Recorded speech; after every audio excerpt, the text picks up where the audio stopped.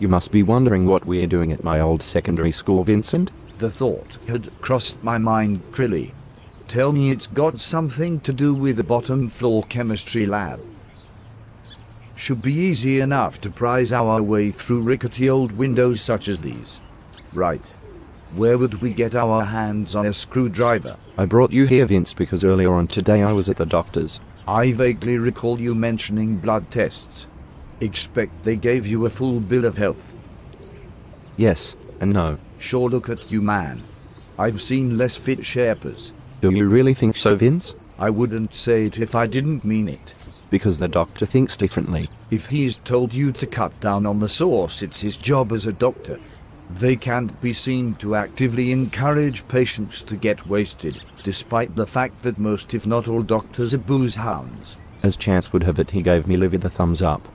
Like you said, I thought he was going to lecture us about drinking, but in fact he said the tests on me liver showed no recent alcohol activity at all. Fuck away off with you. He said the last time he saw me I was well on my way to liver sclerosis.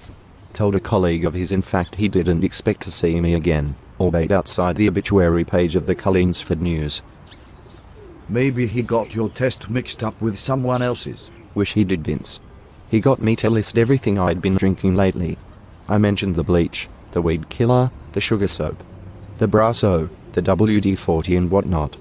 Then he typed some stuff into his computer and said that none of those substances contained a whisker of alcohol. Was this doctor you saw located in an official building like a clinic or medical center, or was he wearing feathered tribal gear and sitting halfway up a tree? His practice is located at the Cullinsford Medical Center, Vince.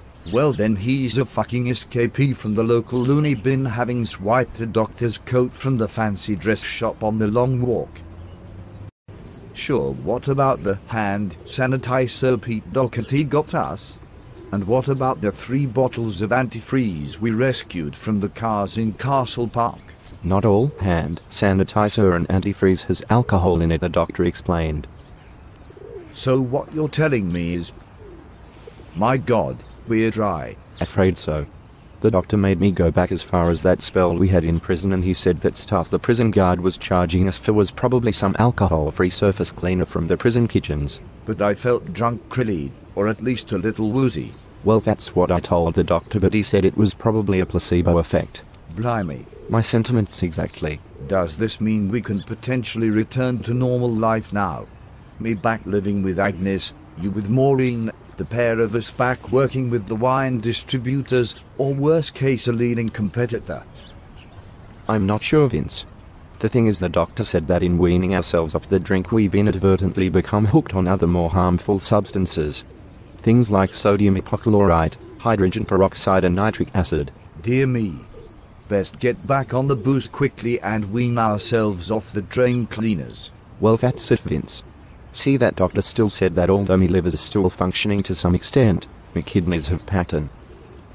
Oh my. I asked him how long can someone get by if their kidneys packed in, and he said if he was me he'd start saying me goodbyes.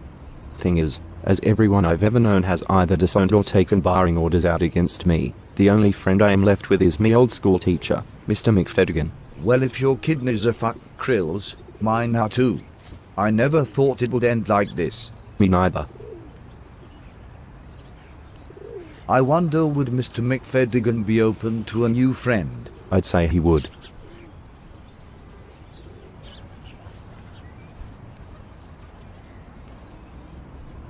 Let's give this McFeddigan fucker a rap. So,